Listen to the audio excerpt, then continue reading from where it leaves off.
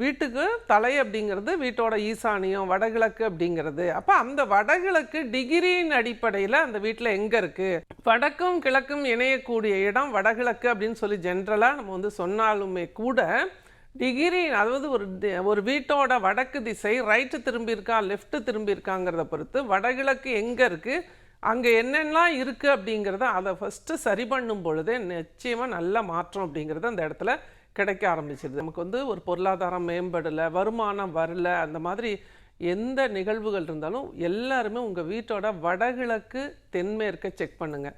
தெற்கும் மேற்கும் பள்ளமாக இருக்கான்னு கவனிங்க. உங்கள் வீட்டில் வடகிழக்கு தரைதளம் உயரமாக இருக்கான்னு பாருங்கள். இந்த மாதிரி சின்ன சின்ன விஷயங்களை நம்ம கவனித்து சரிபடும் பொழுதே அந்த இடத்துல வருமானம் வர ஆரம்பிச்சிருக்கும்.